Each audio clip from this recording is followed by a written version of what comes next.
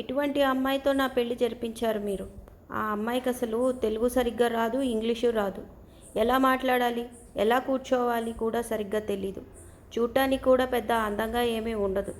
నేను నాకు ఇష్టమైన అమ్మాయిని పెళ్లి చేసుకుంటాను అంటే వద్దని మీరు మాట ఇచ్చారు అని నన్ను బలవంతంగా ఈ పెళ్లికి ఒప్పించారు. నా జీవితం పాడు చేశారు. ఇక చాలు, నేను నా పూర్తి జీవితాన్ని ఈమెతో ఉండి పాడు చేసుకోలేను. ఇక నేను ఈమెని తోడు ఉండలేను. ఉంచుకోండి, మీ కోడల్ని మీ దగ్గరే ఉంచుకోండి. వాళ్ళ నాన్నకు ఇచ్చిన మాట ప్రకారం నేను వెళ్తున్నాను ఇక్కడి నుండి అంటూ రాకేష్ తన బ్యాగ్ సర్దుకున్నాడు. నువ్వు ఒక్కడివే వెళ్ళిపోతాను అంటే ఎలా? నీతో పాటు నీ భార్యను కూడా తీసుకువెళ్ళు. ఇప్పుడు నీ జీవితం నీ ఒక్కడిదే కాదు, నీతో పాటు నీ భార్యది కూడా. నువ్వు ఎక్కడుంటే ఆమె అక్కడే ఉంటుంది. ఆమె బాధ్యత నీపై ఉంది కాబట్టి ఆమెను కూడా తీసుకొని వెళ్ళు అని కఠినంగా అన్నాడు రాకేష్ తండ్రి. అటువంటి బాధ్యతల గురించి మాట్లాడుతున్నారు నాన్న మీరు? నేను అసలు ఈ పెళ్ళికి సంబంధించి ఏ బాధ్యత తీసుకోవడానికి సిద్ధంగా లేను. కానీ మీ మాట మర్యాదను కాపాడుకోవడానికి మీరు నా ఒక్కరి జీవితాన్ని కాదు, మా ఇద్దరి జీవితాలను నాశనం చేశారు. నాకు కూడా నా జీవితంపై ఎన్నో ఆశలు కలలు ఉన్నాయి, కానీ వాటి అన్నిటిపైన మీరు నీళ్లు చల్లారు అని కోపంగా అరిచాడు రాకేష్. అవును, నేను ఒప్పుకుంటాను. నీ జీవితంపై నీకు ఎన్నో ఆశలు కలలు ఉన్నాయి, కానీ మేము తీసుకున్న నిర్ణయంపై భరోసా ఉంచు. ఏమి నీ జీవితంలో ఇన్ని సంతోషాలు తీసుకువస్తుంది? ఇంతకంటే మంచి భార్య నీకు దొరకదు. మాపై నమ్మకం ఉంచు అంటూ సముదాయించడానికి ట్రై చేస్తున్నాడు రాకేష్ తండ్రి. అవునవును, ఎంత తెలివితేటలు గలదో తెలుస్తూనే ఉంది. ఆమె ఎన్నో సంతోషాలన్నీ తీసుకొస్తుంది అన్నారు కదా. ఆ సంతోషాలను ఆస్వాదిస్తూ హాయిగా మీరిద్దరూ గడపండి ఆమెతో. కానీ నేను మాత్రం వెళ్ళిపోతున్నాను జాబ్కి అంటూ బ్యాగ్ తీసుకొని వెళ్ళిపోతాడు. ఆ తల్లిదండ్రులు అతన్ని ఆపడానికి ఎంతో ట్రై చేశారు, కానీ వారికి పట్టించుకోకుండా అలాగే వెళ్ళిపోతున్నాడు. డోర్ దగ్గర నిలబడి చూస్తున్న భార్య సౌమ్యను అస్సలు చూడకుండా పట్టించుకోకుండా వెళ్ళిపోయాడు. ఇదంతా చూసి గుమ్మంలో ఆమె ఒక బొమ్మలా నిలబడిపోయింది. కేవలం ఆమె కంట్లో నుంచి నీళ్లు వస్తున్నాయి, ఒక మాట కూడా లేకుండా. ఒక్క క్షణంలోని తన సంతోషాల్ని, తన కలలన్నీ తన జీవితాన్ని కళ్ళ ముందే కరిగిపోతున్నట్టు అనిపించింది ఆమెకు.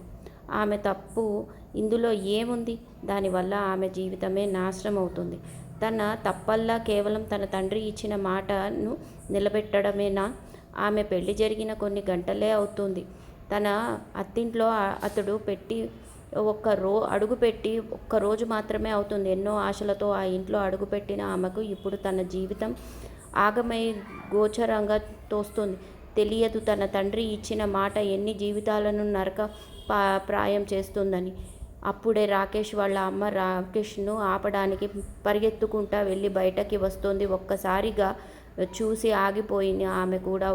కొడుకుపై ప్రేమతో ఆ తల్లి మళ్ళీ పరిగెత్తుని ప్రారంభించింది. తన కొడుకును ఆపడానికి కానీ అతను ఆమె వెళ్ళేసరికి చేసి వెళ్ళిపోయాడు. అది చూసిన ఆ తల్లి ఎంతో బాధపడి ఒకవైపు కొడుకు తను వెళ్ళిపోయాడని, మరొక వైపు కొత్త పెళ్లి కూతురు సరిగ్గా ఒక్కరోజు కూడా గడపలేదని, ఇప్పుడు తన కోడలు ఎలా మొహం చూపించుకోగలను అని అక్కడే ఆ రోడ్డు పైననే కూర్చుండిపోయింది.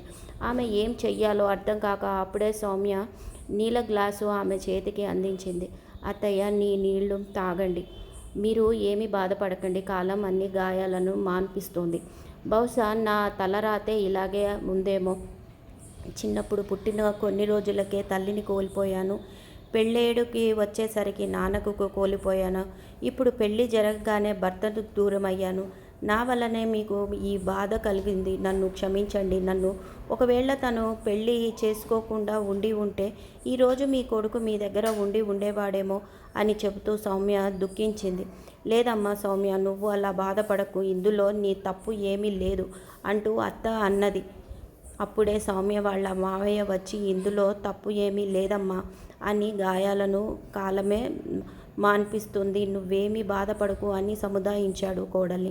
రాకేష్ వాళ్ళ అమ్మ రోజు ఎంతో ఉదాసీనంగా ఉంటుంది. తన కొడుకును తలుచుకుని తన తండ్రి కూడా అలాగే ఉన్నాడు, వాళ్ళ బాధకు తనే కారణము అని సౌమ్య అనుకుంటుంది. రోజులు గడుస్తున్నాయి. రాకేష్ ఎక్కడికి వెళ్ళాడు తెలియట్లేదు.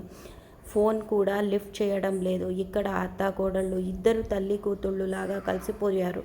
ఉన్నట్లుండి ఒకరోజు రాకేష్ నుండి ఫోన్ వచ్చింది. అది చూసి ఎంతో సంతోషించిన ఆ తల్లి, బాబు రాకేష్ అంటూ సంతోషంగా అన్నది. హలో ఆంటీ, నేను రాకేష్ని కాదు, తన ఫ్రెండ్ రాహుల్ని మాట్లాడుతున్నాను. రాహుల్కి ఒక యాక్సిడెంట్ అయింది, వెంటనే మీరు హాస్పిటల్కి రండి అని చెప్పాడు. ఆ మాటలు విన్న కుప్పకూలిపోయింది ఆ తల్లి. అది చూసి సౌమ్య, అత్తయ్య అత్తయ్య ఏం జరిగింది, మావయ్య చూడండి అత్తయ్యను అంటూ పిలిచింది.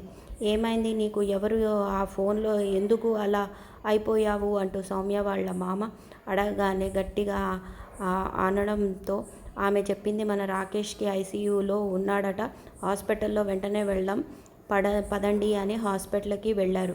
వీరిని చూసి రాకేష్ వాళ్ళ ఫ్రెండ్స్ రాహుల్ వచ్చి, అంకుల్ వచ్చారా అని అడిగాడు. అసలు ఏమైంది రాకేష్కి, ఎక్కడున్నాడు అడిగాడు. వాళ్ళ రాకేష్ ఇప్పుడు ఐసీయూలో ఉన్నాడు, ట్రీట్మెంట్ జరుగుతుంది, చాలా సేపటి నుండి ఇంకా డాక్టర్లు బయటకి రాలేదు, వచ్చాక తెలుస్తుంది అన్నాడు. అసలు ఏం జరిగింది ఇదంతా అడిగాడు ఆ తండ్రి. అప్పుడు రాహుల్ ఆ తండ్రిని కాస్త పక్కకి తీసుకువెళ్ళాడు. చెప్పాడు, అంకుల్ రాహుల్ ఆఫీస్లో పనిచేసే ఒక అమ్మాయిని ప్రేమించాడు, వాళ్ళిద్దరూ పెళ్లి చేసుకోవాలనుకున్నారు. పెద్దలను ఒప్పించి అప్పుడే మీరు ఫోన్ చేసి రమ్మన్నారు. అక్కడికి వచ్చాక మీరు అతడికే బలవంతంగా పెళ్లి చేశారు. ఆ విషయం ఇప్పుడు ఆ అమ్మాయికి తెలిసింది. తనను పెళ్లి చేసుకోకుండా వేరే అమ్మాయిని పెళ్లి చేసుకున్నాడని ఆ అమ్మాయి రాకేష్తో బాగా గొడవ పెట్టుకుంది. అలా గొడవ పెట్టుకొని బాస్కి వెళ్ళి రాకేష్ ఉద్యోగం తీయించి వేసింది. దాంతో రాకేష్ చాలా అప్సెట్ అయ్యాడు. ఆ అప్సెట్లో బాగా డ్రింక్ చేసినట్టు ఉన్నాడు. రాత్రి అలా డ్రింక్ చేసి కారు డ్రైవ్ చేశాడు, యాక్సిడెంట్ అయ్యింది అన్నాడు. ఆ తండ్రి ఆ మాటలు విని ఒక్కసారిగా షాక్ అయ్యాడు. ఎంత పెద్ద ఘోరం జరిగింది, దీనికంత కారణం నేనే కదా, నా వల్లనే, నేనే ఇచ్చిన మాట ప్రకారం పెళ్ళి చేయడం వలన ముగ్గురు జీవితాలు ప్రాయంగా అయ్యాయి. దానికి కారణం నేనే, అందులో ఎవరికీ తప్పు లేదు. ఈరోజు ఇవాళ జరుగుతున్న ప్రతి పరిస్థితికి తనే కారణము అనుకొని చాలా బాధపడ్డాడు ఆ తండ్రి. అక్కడే ఉన్న దేవుడి విగ్రహం దగ్గరికి వెళ్ళి మొరపెట్టుకున్నాడు. 2 చేతులను జోడించి తన కొడుకును ఎలాగైనా బ్రతికించమని. అక్కడ సౌమ్య ఇంకా వాళ్ళ అత్త ఏడుస్తూ ఉన్నారు. రాకేష్కి ఏమి జరుగుతుందని కూడా అని ఒక హాఫ్ అన్ అవర్ తర్వాత డాక్టర్ ఐసీయూలో నుండి బయటకి వచ్చాడు. ఆ కొడుకు ఇప్పుడు ఎలా ఉంది డాక్టర్ని అడిగారు. అప్పుడు ఆ డాక్టర్ చెప్పాడు, యాక్సిడెంట్ చాలా దారుణంగా జరిగింది, మీ అబ్బాయికి ట్రీట్మెంట్ చేశాను, కానీ ఇప్పుడు మా చేతుల్లో ఏమీ లేదు, అంతా ఆ భగవంతుడి చేతుల్లోనే ఉంది, 24 గంటలు గడిస్తే కానీ ఏమీ చెప్పలేము అన్నాడు. అది విని వీళ్ళంతా బోరున విలపించారు. దేవుడికి ఎన్ని మొక్కులు మొక్కుకున్నారు. ఒక్కరోజు తర్వాత డాక్టర్ అలా క్యాబిన్కి సౌమ్య వాళ్లను పిలిపించాడు. అప్పుడు చెప్పాడు, మీ కొడుకుకు చాలా బలంగా గాయాలు అయ్యాయి, అతనికి నడుముకి బలంగా దెబ్బలు తాకాయి, ఒక కాలు ఫ్రాక్చర్ అయింది, ఒక చెయ్యి కూడా, తలకు కూడా బలంగా గాయమయ్యాయి. అయితే తను ఇప్పుడు ప్రాణాపాయం స్థితి నుంచి బయటపడ్డాడు, కానీ అతను నడవలేడు, భవిష్యత్తులో ఖచ్చితంగా నడవగలడు అని చెప్పలేము, అలాగే నడవలేడు అని కూడా చెప్పలేము. దేవుడి దయ ఉంటే నడవచ్చు, లేదా ఎప్పటికీ అలాగే వీల్చైర్కి, బెడ్కి పరిమితమై ఉంటాడు అని.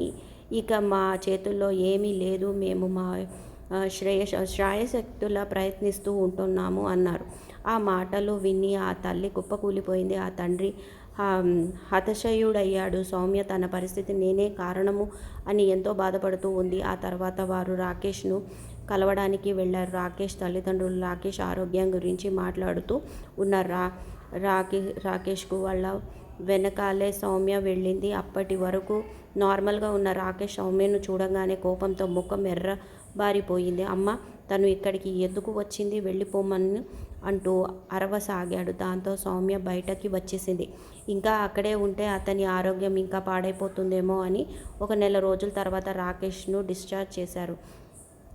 హాస్పిటల్ వాళ్ళు ఇంటికి తీసుకువెళ్ళాక రాకేష్ లేవలేడు, తన పనులు తాను చేసుకోలేడు. కాబట్టి అతను తోడుగా ఒక పని మనిషి ఎప్పటికీ ఉండవలసి అవసరం ఉంది. అతను సౌమ్య ముఖం చూస్తూనే చాలు విరుచుకుపడుతున్నాడు. నానా మాటలు తిడుతూ ఉన్నాడు. అతనికి సేవలు చేయడానికి రాకేష్ వాళ్ళ నాన్న ఒక నర్సును మాట్లాడుకు ఆమె ఉదయం 8 గంటల నుండి సాయంత్రం 8 గంటల వరకు ఉండేది. ఆ తర్వాత ఇంటికి వెళ్ళిపోయేది. 8 గంటల నుంచి ఉదయం 8 గంటల వరకు రాకేష్ని చూసుకోవడానికి సౌమ్య వెళితే అతను కోపోద్భుడయ్యి కాబట్టి రాకేష్ వాళ్ళ తల్లి రాకేష్కి తోడుగా ఉండేది. ఇలా ఉండగా ఒకరోజు రాకేష్ తండ్రికి ఆరోగ్యం పాడైపోయింది. బహుశా తన కొడుకు కోడలు జీవితం ఇలా కావడానికి నేనే కారణం అనుకుంటూ ఎక్కువగా బాధపడుతున్న వలన అతనికి ఈ పరిస్థితి వచ్చింది. అతడిని వెంటనే హాస్పిటల్కి తీసుకువెళ్లారు. మెడిసిన్స్ రాసిచ్చారు డాక్టర్. దాంతో రాకేష్ తల్లి చెప్పింది సౌమ్యతో, అమ్మ సౌమ్య, ఈ రోజు నుంచి నువ్వు రాకేష్ని చూసుకో, నేను మీ మామగారిని చూసుకుంటాను. నాకు తెలుసు రాకేష్ నిన్ను చూస్తూనే మండిపడుతున్నాడు, నిన్ను నానా మాటలు అంటున్నాడు అని. కానీ కొన్ని రోజులు ఓపిక పట్టు, అతడు నీ విలువ తెలుసుకుంటాడు, నీ మంచితనాన్ని, నీ గుణం తెలుసుకొని మారుతాడు అనింది సౌమ్య.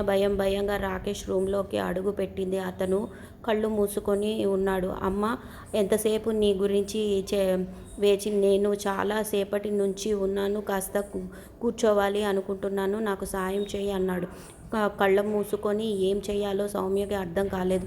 అతన్ని చూస్తూనే మండిపడే భర్త ఇప్పుడు అతని సాయం చేయడానికి వెళితే ఊరుకుంటాడా అని. కానీ తను కసురుకున్నా కూడా తన భర్తకి తాను పనులు హెల్ప్ చేసింది. అతన్ని లేపడానికి ప్రయత్నించింది. అతన్ని తన తల్లి స్పర్శలాగా లేదు అని కళ్ళు తెరిచి చూసా. సౌమ్యం చూసి ఒక్కసారిగా కోపంతో అరిచాడు, అసలు నీకు బుద్ధి ఉందా? ఎన్నిసార్లు చెప్పినా నువ్వు ఇక్కడికి ఎందుకు వస్తున్నావు? వెళ్ళిపో అని. అసలు నీకు సిగ్గు, శరం, అభిమానం లాంటివి ఏమీ లేవా? అన్ని తిట్టినా కూడా ఇక్కడే పడి ఉంటావు. ఇదే నీ ప్లేస్లో వేరే అమ్మాయి అయితే ఇన్ని అవమానాలు పడలేక ఇప్పటికే ఇల్లు వదిలి వెళ్ళిపోయారు. కానీ నీ అంత మూర్ఖురాల్ని నేను ఎప్పుడు చూడలేదు అంటూ అరవసాగాడు. ఆ మాటలు ఎంతో బాధ కలిగించాయి సౌమ్యకి. అయినా కూడా అతనికి ఇప్పుడు హెల్త్ కండిషన్ బాగోలేదని ఎవరూ లేరు, తానే చెయ్యాలి. అందుకే అతడు అరుస్తున్నా వద్దంటున్నా కూడా సౌమ్య బలవంతంగా లేపి కూర్చోబెట్టింది. ఇలా రాకేష్ వాళ్ళ తల్లి కాకుండా సౌమ్య రోజు అతనికి సేవలు చేయడం ప్రారంభించింది. దాంతో రాకేష్కి ఎక్కడ లేని కోపం వస్తుంది. అరుస్తూ ఉంటాడు, కేకలు పెడుతూ ఉంటాడు. అవన్నీ కూడా రాకేష్ తల్లిదండ్రులు వింటున్నారు. అయినా కూడా తన కొడుకు మారుతాడు, ఆమె చేసే సేవలకి అప్పుడు వాళ్ళ జీవితం బాగుంటుంది అని అనుకుంటున్నారు వాళ్ళిద్దరూ. సౌమ్య ఆ మాటలను భరించలేకపోతుంది. చాలా ఏడుపు వచ్చేస్తుంది అతనికి. అసలు తను ఎవరి కోసం ఇక్కడ ఉంటుంది? ఒక తాళిబొట్టు కట్టించుకున్నంత మాత్రాన వాళ్ళు వద్దంటున్నా కూడా ఎన్ని అవమానాలు భరిస్తూ ఇక్కడ ఉండాలా? భర్త కాదంటున్నాడు, కానీ అత్తమామలు సొంత తల్లిదండ్రుల్లాగా ఎంతో ప్రేమను, అభిమానాన్ని చూపిస్తున్నారు. భర్త అనే ఈ మాటలను భరించడం కన్నా ఇల్లు వదిలి వెళ్ళిపోవడమే మంచిది అనుకుంది సౌమ్య. కానీ ఈ పరిస్థితుల్లో వెళ్ళిపోతే తన అత్తమామలకు రాకేష్ భారంగా మారిపోతాడేమో అని, తన భార్యను తనకు సేవలు చేయాల్సిన బాధ్యత తనకు ఇప్పుడు ఉంది. కష్టకాలంలో భర్తను వెన్నంటే ఉండాలి కనుక ఆమె అతన్ని ఎన్ని అన్నా కూడా కళ్ళల్లో నీళ్లు తిరుగుతున్నా, గుండె కోసినట్లయినా కూడా ఆయనకి సేవలు చేసుకుంటూ గడిపింది. 2 నెలలు గడిచాయి. మెల్లిమెల్లిగా రాకేష్ ఆమెపై కోప్పడడం తగ్గిస్తున్నాడు. ఎప్పుడో ఒక్కసారి అరుస్తున్నాడు అంతే. అతనికి కూడా ఆమె చేసే నిస్వార్థమైన సేవలకు ఏదో మూలన ఆమె అంటే ఇష్టం కలుగుతుంది. ఎన్ని మాట్లాడినా ఒక్క మాట కూడా మాట్లాడకుండా, ఎదురు చెప్పకుండా సౌమ్య గుణగణాలు అతనికి చాలా నచ్చుతున్నాయి. ఇప్పుడు అతను ఆమెను ఇష్టపడుతున్నాడు, కానీ ఆమెకు చెప్పడం లేదు. రాకేష్ ఇప్పుడు నడవగలుగుతున్నాడు మెల్లిగా. భర్త ఇక కోలుకున్నాడు, తన అవసరం తనకి లేదు కానీ గ్రహించిన సౌమ్య ఇక ఆ ఇంట్లో ఉండవలసిన అవసరం నాకు లేదు. ఇంత అవమానం భరించి ఈ ఇంట్లో నేను ఒక్క క్షణం కూడా ఉండను. మా నాన్న ఇచ్చిన మాట కోసం ఇన్నాళ్ళు ఉన్నాను, కానీ ఇక వద్దు. నేను ఇక్కడ నుంచి అతన్ని బాధకు కారణం కాకూడదని. ఇప్పుడు తను ఆరోగ్యం కుదుట పడింది కాబట్టి ఇక నేను ఇక్కడి నుంచి వెళ్ళిపోతాను అని సౌమ్య పొద్దున్నే ఎవరికీ తెలియకుండా అందరూ పడుకుని ఉండగానే బయటకు వెళ్ళిపోయింది. తెల్లారింది. సౌమ్య అత్త లేచింది. సౌమ్య ఎక్కడా తనకి కనిపించలేదు. ఇల్లంతా వెతికింది. ఎక్కడ లేకపోవడంతో వెళ్ళి తన భర్తకి చెప్పింది, సౌమ్య ఇంట్లో ఎక్కడ కనిపించడం లేదు అని. అవునా అని ఆ ఇద్దరు వెతకడం ప్రారంభించారు. ఇంతలోనే సౌమ్య మామయ్యకు ఒక లెటర్ కనిపించింది టేబుల్ పైన. ఆ లెటర్లో సౌమ్య ఇలా రాసింది, అత్తయ్య, మావయ్య, నన్ను క్షమించండి. మిమ్మల్ని వదిలి వెళ్ళిపోతున్నాను. తల్లిదండ్రుల్లాగా నాకు ఎంతో ప్రేమను చూపించారు మీరు. అటువంటిది మీకు చెప్పకుండా వెళ్ళిపోతున్నాను. అందుకు నన్ను క్షమించండి. ఇన్నాళ్ళు నేను ఒక విలువ లేని పెళ్లి బంధంలో బంధించబడినాను. ఇప్పుడు ఆ బంధం నుంచి మేము కొడుకుని విముక్తి చెయ్యాలని అనుకుంటున్నాను. అందుకే నేను వెళ్ళిపోతున్నాను. నా గురించి వెతకవద్దు అని అంది ఆ లెటర్లో. అత్త ఎంతో బాధపడింది. బంగారం లాంటి కోడలు ఇల్లు వదిలి వెళ్ళిపోయింది. అందులో ఆ కోడలు తప్పు అస్సలు లేదు. కొడుకు ఏమన్నా అనాలన్నా తన ఆరోగ్యం బాగాలేదు కాబట్టి కొడుకును అనలేని, ఇందులో కొడుకు తప్పు కూడా ఏమీ లేదని అనుకుంది ఆమె. అతనికి ఇష్టం లేదన్నా కూడా బలవంతంగా మేమే పెళ్లి చేశాము కాబట్టి కొడుకు తప్పు కూడా ఏమీ లేదు, కోడలు తప్పు కూడా ఏమీ లేదు, అంతా తప్పంతా మాదే అని బాధపడ్డారు. పదండి మరి పోలీస్ స్టేషన్కి వెళ్ళి రిపోర్ట్ ఇద్దాము. అయితే అందరూ కలిసి వెతగ్గా సౌమ్య ఒక దగ్గర కనిపించింది. అమ్మ సౌమ్య, ఏంటమ్మా ఇలా చేశావు? ఇంటికి పద. వద్దు మావయ్య, నేను రాలేను. ఈ బంధానికి ఎప్పుడూ ఒకప్పుడు పులి స్టాప్ పెట్టాలి కదా. ఎన్నాళ్ళకి ఇక నేను భరించలేను ఆ మాటలను. అవును, నేను పెద్దగా చదువుకోలేదు, కేవలం 10వ తరగతి మాత్రమే చదివాను.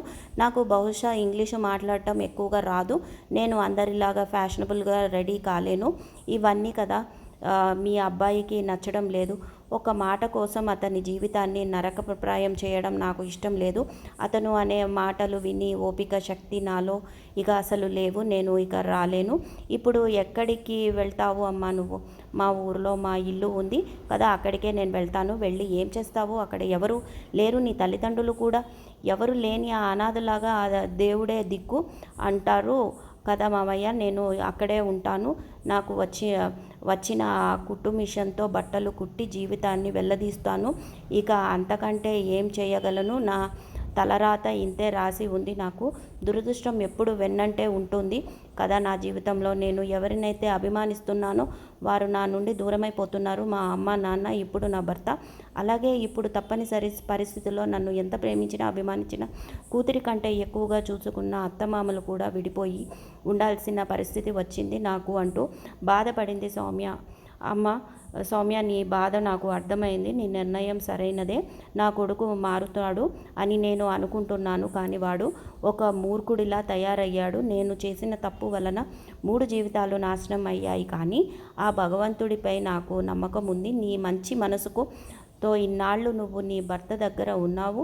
ఇన్ని రోజుల్లో రాకేష్ నీ గొప్ప మనసును తప్పక తెలుసుకొని ఉంటాడు. వాడిలో ఖచ్చితంగా మార్పు వస్తుంది ఏదో ఒక రోజు. నువ్వు అనుకుంటున్నట్లుగానే సరే, నువ్వు మీ నాన్నగారి ఇంట్లోనే ఉండు, కానీ నేను చెప్పినట్లు చెయ్యి అన్నాడు. ఏంటి మావయ్య అది? నువ్వు కుట్టు మిషన్ను కుట్టవలసిన అవసరం లేదు. నేను మీ నాన్నకి మాట ఇచ్చాను. అతను చావు బ్రతుకుల్లో మధ్యలో ఉన్నప్పుడు ఎంతో బాధపడ్డాడు. నా కూతురు ఈ లోకంలో ఒంటరిగా అయిపోతుంది అని బాధపడుతూ ఉంటేనే నేను మీ నాన్నకు ప్రామిస్ చేశాను, నీ కూతుర్ని నేను చూసుకుంటాను, ఆమె బాగోగులు చూసుకుంటాను అని. ఆ మాట ప్రకారమే నేను నా కొడుక్కి ఇచ్చి పెళ్లి చేశాను. కానీ ఆ తర్వాత నీ జీవితం ఇలా అవుతుందని అస్సలు ఊహించలేదు. నేను మీ నాన్నకు ఇచ్చిన మాటను అస్సలు వదులుకోలేను. నువ్వు నా కూతురు లాంటి దానివి. నీ బాగోగులు నేనే తప్పక చూస్తాను. నువ్వు అక్కడే ఉండు. నీకు అవసరమైన వస్తువులన్నీ, డబ్బులను కూడా నేనే అందిస్తాను. నీకోసం ఒక కాలేజు చూస్తాను. నువ్వు అందులో వెళ్ళి బాగా చదువుకొని నీ కాళ్ళపై నువ్వు నిలబడి నా కొడుకు మారితే సరే, లేదంటే నీ భవిష్యత్తు గురించి ఆలోచించి అప్పుడు నేను చేస్తాను. మీ ఇద్దరికీ విడాకులు ఇప్పించి నీకు మరో కొత్త జీవితాన్ని నేను తప్పక ఒక మంచి సంబంధం చూసి అందిస్తాను. కాబట్టి నువ్వు బాగా చదువుకో అన్నాడు. ఏంటి మావయ్య అలా మాట్లాడుతున్నారు మీరు? నాకు ఎటువంటి పెళ్ళి గురించి ఆలోచనలు లేవు, జీవితంలో ఇక రావు కూడా. సరే అమ్మా, నేను నీ బాధ్యతను వదులుకోలేను. నువ్వు నా కూతురు లాంటి దానివి. ఈ తండ్రి చెప్పినట్టు నువ్వు కాలేజీకి వెళ్ళు. నేను కాలేజీ మాట్లాడుతున్నాను, బాగా చదువుకో. నేను నిన్ను కలవడానికి వస్తూ ఉంటాను అంటూ ఆమెను తీసుకువెళ్ళి వాళ్ళ ఊర్లో దించాడు. ఆమె కోసం ఒక కాలేజీ మాట్లాడాడు. సౌమ్య కాలేజీకి వెళ్ళి వస్తుంది, బాగా చదువుకుంటుంది. ఇక్కడ రాకేష్ పరిస్థితి తనకే అర్థం కాకుండా ఉంది. ఇన్నాళ్ళు తన భార్య తన కళ్ళ ఎదుట ఉంటే చిరాకు కోపం పడేవాడు. కానీ ఈ మధ్య తనంటే తనకు తెలియకుండానే ఇష్టం ఏర్పడింది. అటువంటి భార్య ఉన్నట్టుండి ఇల్లు వదిలి వెళ్ళిపోయాక అది తెలిసి షాక్ అయ్యాడు. నేను ఈ మధ్య మారుతున్నాను. నా భార్య యొక్క మంచితనం నాకు ఎంతో నచ్చింది. అటువంటి ఆమెను, దేవతలాగా ఉన్న ఆమెను ఎంతో తిట్టాను, మానసికంగా హింసించాను. ఆ మాటలకే తాను నన్ను వదిలి వెళ్ళిపోయింది. నేను ఎంత మూర్ఖుడిని అనుకున్నాడు. కానీ తన తల్లిదండ్రుల దగ్గర మాత్రం వెళ్ళిందిలే, మంచి పని అయ్యింది. ఇప్పటి నుంచి నేను ప్రశాంతంగా ఉండవచ్చు అన్నాడు మొహమాటంగా. ఆ మాటలకు ఆ తల్లిదండ్రులు చాలా కోపం వచ్చింది. కానీ కొడుకు ఇప్పుడిప్పుడే కోలుకుంటున్నాడు. అతడిని ఏమైనా అంటే మళ్ళీ మనసు బాధ పెట్టుకొని ఆరోగ్యం పాడవుతుందేమో అని వాళ్ళు ఏమీ అనలేకపోతున్నారు. ఆ అత్తమామ సౌమ్య గురించి బాధపడుతూ ఉంది. అప్పుడు సౌమ్య మామ చెప్పాడు, నువ్వేమీ బాధపడకుండా, సౌమ్య క్షేమంగానే ఉంది, తన ఊర్లో ఉంది. ఇప్పుడు నేను కాలేజ్ మాట్లాడాను తన కోసము. తను కాలేజీకి వెళ్ళి చదువుకుంటూ ఉంది. కానీ ఈ విషయం నువ్వు రాకేష్కి చెప్పకుండా మనం ఇలా చేస్తున్నాము అని తెలిస్తే వాడు ఇంకా కోపోత్పుడవుతాడు. ఆ విషయం విని రాకేష్ తల్లి ఎంతో సంతోషించింది. రోజులు గడుస్తున్నాయి. రాకేష్కి ఏమీ తోచడం లేదు. పిచ్చెక్కినట్లుగా అవుతున్నాడు. రోజు రోజుకి సౌమ్య కనిపించడం పోయేసరికి అతనికి మైండ్ సరిగ్గా పనిచేయడం లేదు. అతను తెలియకుండానే సౌమ్య అంటే ఇష్టం ఏర్పడింది. అతనికి తన ఇల్లు వదిలి వెళ్ళిపోవడానికి తనే కారణమని భావన ఇప్పుడు ఎక్కువైపోయింది. అందుకే ఒకరోజు తన తల్లిదండ్రులను పిలిచాడు. ఏంటి అసలు మీరు, మీ కోడలు ఇల్లు వదిలి వెళ్ళిపోయి ఎన్ని రోజులవుతుంది? మీకు అసలు పట్టింపు అనేది లేదా? కోడలు ఎక్కడికి వెళ్ళిపోయింది, ఎలా ఉంది అని తెలుసుకోవడానికి ధ్యాస లేదా? వెళ్ళి వెతకొచ్చు కదా అన్నాడు. ఆ మాటలకు వాళ్ళు అన్నారు, ఎక్కడ నీ వెతకను, తను ఎక్కడికి వెళ్ళిందో మాకు తెలియదు. పైగా తను ఉన్నన్నాళ్ళు నువ్వు తిట్టుతూనే ఉన్నావు. తను ఎక్కడ ఏ ఒక్క రోజు కూడా సంతోషంగా లేదు. ఇప్పుడు బాధపడుతూనే ఉండేది. నీ సూటిపోటి మాటలతో ఆమె ఇక్కడ ఒక నరకంగానే జీవితాన్ని గడిపింది. ఇప్పుడైనా ఆమె బయటకి వెళ్ళి ఈ నరకం నుంచి బయటపడింది. స్వేచ్ఛగా పక్షిలాగా ఉంది.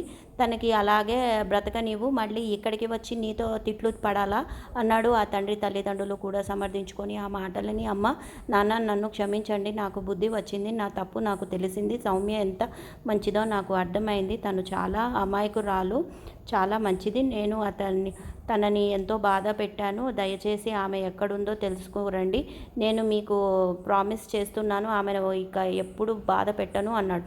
ఎందుకు? ఆమె సరిగ్గా చదువుకోలేదు, తెలివి లేదు, ఇంగ్లీష్ రాదు. ఆమెను అటువంటి భార్య నీకు ఇష్టం లేదు కదా అన్నాడు ఆ తండ్రి వెటకారంగా. నాన్న చచ్చిన పాముని ఇంకా ఎందుకు చంపుతున్నావు? నాకు బుద్ధి వచ్చింది అంటున్నాను కదా.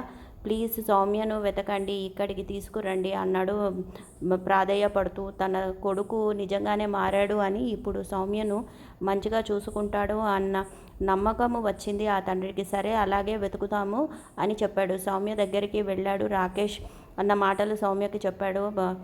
పద్దమ్మ ఇంటికి వెళ్దాం అన్నాడు. అక్కడ సౌమ్య అస్సలు ఒప్పుకోలేదు. మావయ్య, నేను ఆ ఇంటికి వచ్చే ప్రసక్తే లేదు. నా ఇల్లు ఇదే. తను నన్ను ఎన్నో సూటిపోటి మాటలు అన్నాడు. తనకు ఎవరు కళ్ళకు గంతలు కట్టి చేతులు కట్టేసి మరీ బంధించి అతడికి అని నాతో పెళ్ళి జరిపించలేదు కదా. ఎవరు అతడికి తాళి కట్టే ముందు తెలుసుకోవాలి. ఈ పెళ్ళి ఇష్టం లేదని అయినా కూడా తాళి కట్టాడు. తాళి కట్టిన తర్వాత ఇల్లు వదిలి వెళ్ళిపోయినా అతను అదే పని తాళి కట్టక ముందు చేసి ఉండవచ్చు కదా.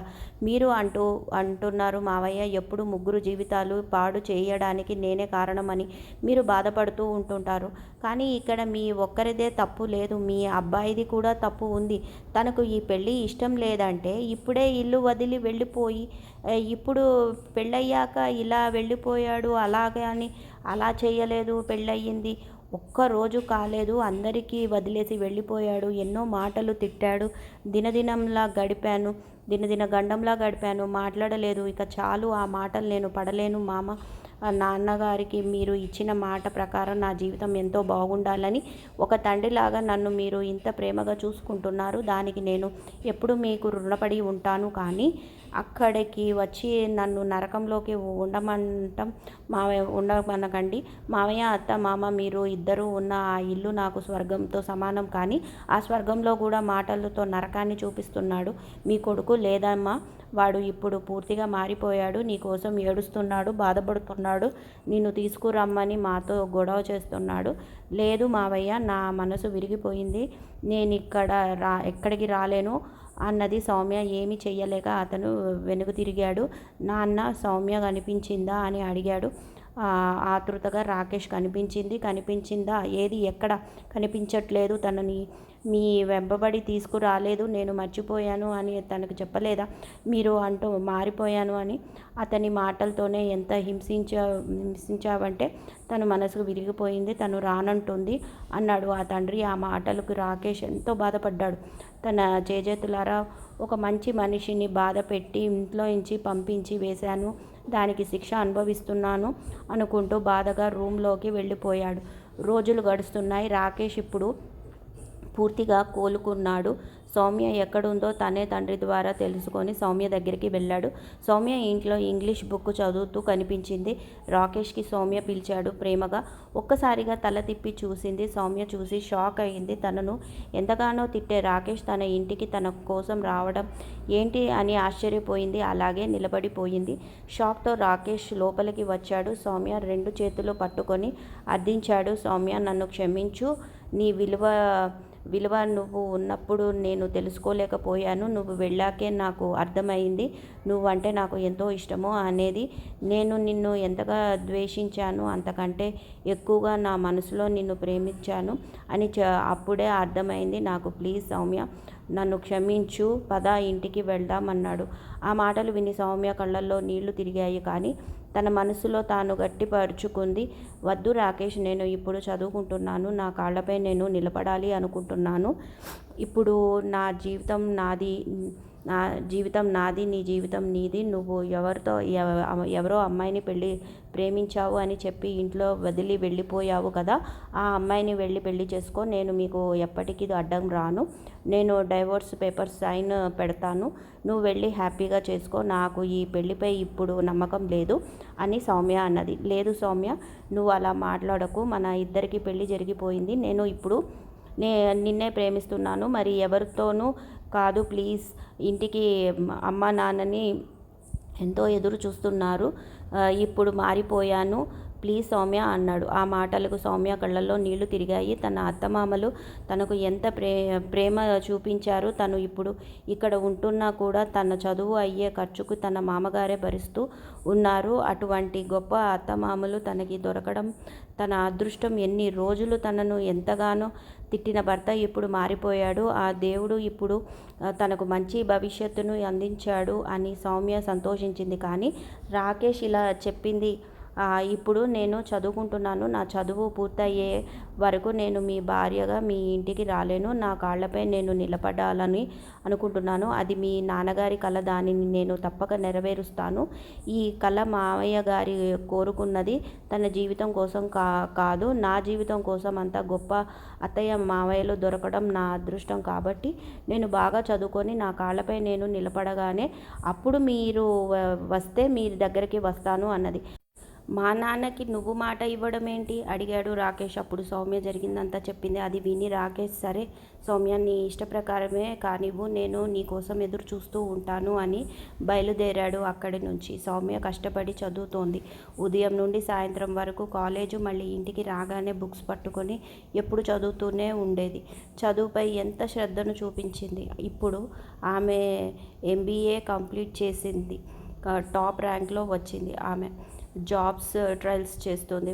ఫస్ట్ అటెంప్ట్లోనే ఆమెకు ఒక కంపెనీ మేనేజర్గా పోస్ట్ వచ్చింది. ఆమె టాలెంట్కి అందులో జాయిన్ అయ్యింది సౌమ్య. కొత్త మేనేజర్ ఆఫీస్కి వస్తుందని అందరూ బొకేస్ పట్టుకొని వెల్కమ్ చెప్పడానికి ఎదురు చూస్తూ ఉన్నారు. ఇంతలోనే సౌమ్య ఆఫీస్లోకి ఎంటర్ అయ్యింది. అందరూ సౌమ్యకు బొకేస్ ఇచ్చి గుడ్ మార్నింగ్ చెప్పి వెల్కమ్ చెబుతున్నారు. ఒక వ్యక్తి మాత్రం బొకే ఇవ్వకుండా అలాగే చూస్తూ నోరు వెళ్ళబెట్టి ఉన్నాడు. అతనే రాకేష్. చదువు రాని మొద్దు, తెలుగు ఇంగ్లీష్ సరిగ్గా రాదు అని ఎంత అవమానించిన తిట్టినా తన భార్య తన కళ్ళ ఎదురుగానే తనకి బాస్ లాగా కనిపించడంతో అతను ఆశ్చర్యపోయాడు.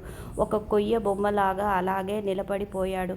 ఆశ్చర్యంతో పక్కనే ఉన్న అతన్ని కొలీగ్స్ పిలవడంతో ఈ లోకంలోకి వచ్చాడు రాకేష్. తీరుకొని సౌమ్య దగ్గరికి వెళ్ళి తడబడుతూ బొకే ఇచ్చి గుడ్ మార్నింగ్ చెప్పి వెల్కమ్ చెప్పాడు. సౌమ్య తన క్యాబిన్లోకి వెళ్ళి కూర్చుంది. రాకేష్ కాసేపు అయిపోయిన తడబడుతూ అడుగులు వేసి బిక్కుముఖం పెట్టుకొని సౌమ్య దగ్గరికి వెళ్ళాడు. ఒకప్పుడు తాను ఎంతగానో అవమానించిన భార్య ఇప్పుడు తను ఊహించనంత ఎత్తు స్థాయిలోకి వెళ్ళింది అని తను తన కాళ్ళపై తాను నిలబడింది. మా ఇంటికి వస్తాను అన్నది, కానీ ఇప్పుడు తను ఎంతో పెద్ద స్థాయిలో ఉంది. ఇప్పుడు నా భార్యగా తను వస్తుందా, నన్ను భర్తగా అసలు అంగీకరిస్తుందా అన్న ఆలోచనలో సతమతవుతూ ఉన్నాడు రాకేష్. సౌమ్య దగ్గరికి వెళ్ళి అడిగాడు, మేడం అది ఇది అంటూ చెప్పలేక ఆగిపోతున్నాడు. చెప్పండి మిస్టర్ రాకేష్, ఏంటి, ఏం కావాలి మీకు అడిగింది సౌమ్య గంభీరంగా. రాకేష్ ఉలిక్కిపడ్డాడు ఆ మాటలకు. ఒకసారిగా తేరుకొని అటూ ఇటూ చూశాడు. ఎవరూ లేరు దగ్గరలో అని నిర్ధారించుకొని, సౌమ్య ఇప్పుడు నువ్వు ఎంతో ఉన్నత స్థాయిలో ఉన్నావు, నేను చాలా తక్కువ స్థాయిలో ఉన్నాను. నేను ఎంతో అవమానించాను కానీ ఎంతో ప్రేమించాను కూడా. నువ్వు నీ కాళ్ళపై నువ్వు నిలబడడానికి నా భారీగా ఇప్పటికి వస్తావు అనుకున్నాను, కానీ ఇప్పుడు నువ్వు ఎంతో పెద్ద స్థాయిలో ఉన్నావు. నన్ను నీ భర్తగా ఎప్పుడు ఒప్పుకుంటావా అని అడిగాడు అనుమానంగా. అతను సౌమ్య అన్నది, మీకు నాపై కోపం చాలా ఉండేది, కానీ ఇప్పుడు ఈ సమయంలో కూడా నేను మీపై ఎప్పుడు కోపడలేదు. ఎందుకంటే మీరు బహుశా ఇష్టం లేని బంధంలో ఇరుక్కుపోయామేమో అని. కానీ ఇప్పుడు మారిపోయారు మీరు. నాకు అంతకంటే ఇంకేం కావాలి? నేను సంతోషంగా మీ భార్యగా ఇప్పుడే ఈ ఇంటికి వస్తాను. కన్న కూతురు కంటే ఎక్కువగా ఎంతో ప్రేమగా చూసుకున్న అత్తమామలతో మీకు తోడుగా ఉంటానని, మీ కుటుంబంలో ఒక సభ్యురాలుగా ఉంటానని తప్పగా వస్తాను. ఇద్దరం కలిసి మన కొత్త జీవితాన్ని సరికొత్త ప్రారంభిద్దాము. ఈ శుభవార్త అత్తయ్య మావయ్యకి చెబుతాము, వాళ్ళు ఎంతో ఆనందిస్తారు. ఈ వీడియో కనుక మీకు నచ్చినట్లయితే తప్పక like, comment, share and subscribe. Thanks for watching. Please visit again and stay healthy and happy.